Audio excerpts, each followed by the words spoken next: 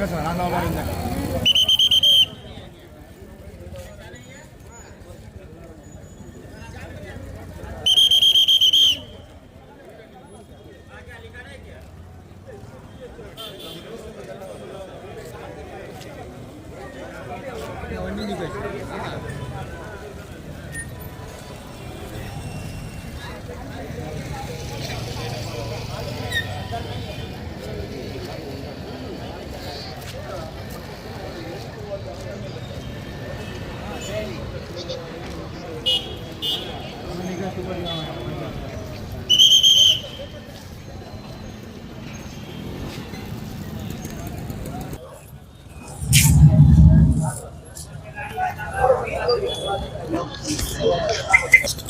ಏನ್ sir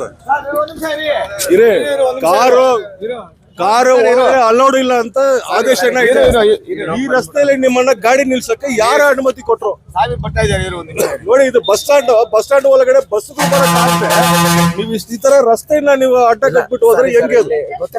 sir ಸಾವಿರ ಇರ್ಲಿ, ಈ ರಸ್ತೆಯಲ್ಲಿ ನಿಲ್ಸಕ್ಕೆ ನಿಮ್ಗೆ ಯಾರು ಅನುಮತಿ ಕೊಟ್ರು? ಅದನ್ನ ಹೇಳಿ. ಅನುಮತಿ ಯಾರು ಕೊಟ್ರು ಇಲ್ಲಿ ನಿಲ್ಸಕ್ಕೆ ನಿಮ್ಗೆ? ಕಾರು ಒಳಗಡೆ ಬರಬಾರ್ದು ಅಂತ ಆದೇಶ ಏನಿದೆ. 5,000 ರೂಪಾಯಿ ಪೆನಾಲ್ಟಿ. ಇಷ್ಟು ಗಾಡಿಗಳನ್ನ ನಿಲ್ಸ್ಬಿಟ್ಟು ಹೋಗಿದ್ರಲ್ಲ, ಏನ್ ಮೇಡಮ್ ಏನ್ ಗೊತ್ತಿಲ್ಲ ಅಂತೀರಾ? ನಡಿ ರಸ್ತೆ ಗೊತ್ತಿಲ್ಲ, ಎಲ್ಲಿ ನಿಲ್ಸೋದು ಅಂತ ಗೊತ್ತಿಲ್ಲ. 1 ಅವರಿಂದ ಬ್ಲಾಕ್ ಮಾಡಿದ್ದೀರಾ ರಸ್ತೆನ. ಗೊತ್ತಿಲ್ಲ ಅಂದ್ರೆ ನಿಲ್ಸ್ಬೇಕಾಗಿತ್ತು, ರಸ್ತೆಯಲ್ಲಿ ನಿಲ್ಸ್ಬಿಟ್ಟು ಹೋದ್ರೆ.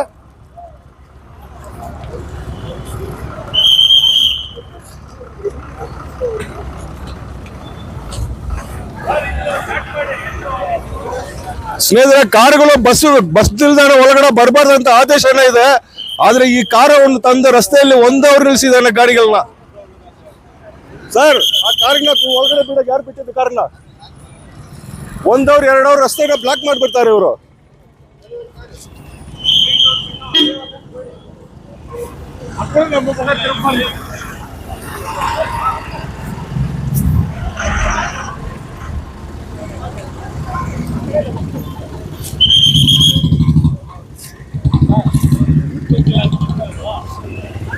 ಸರ್, ರೂಟ್ ಗೊತ್ತಿಲ್ಲ ಅಂತ ಇಷ್ಟೊತ್ತ ನಿಲ್ಸೋದು ಸರ್ ಗಾಡಿನ.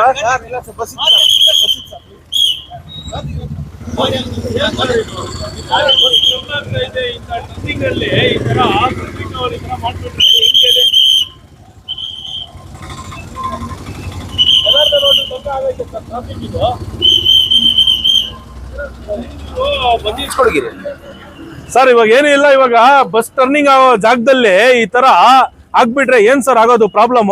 ಜನಾರ್ದನ ರೋಡ್ ತನಕ ನಮ್ಗೆ ಟ್ರಾಫಿಕ್ ಆಗೈತೆ, ಪಬ್ಲಿಕ್ ಎಷ್ಟು ತೊಂದರೆ ಆಗುತ್ತೆ. ಫಸ್ಟೇ ನಾವು ನಮ್ಮ ಡಿಪಾರ್ಟ್ಮೆಂಟ್ ಅವರು ಒಳಗಡೆ ಬರಬಾರ್ದು ಅಂತ ನೋ ಪಾರ್ಕಿಂಗ್ ಬೋರ್ಡ್ ಹಾಕಿದ್ದಾರೆ. 2 ವೀಲರ್ಸ್ ಆಗ್ಲಿ ಕಾರ್ಸ್ ಆಗ್ಲಿ ಬರಲ್ಲ ಅಂತ ಕೊಟ್ಟವ್ರೆ ಸ್ಟೇಟ್ಮೆಂಟ್.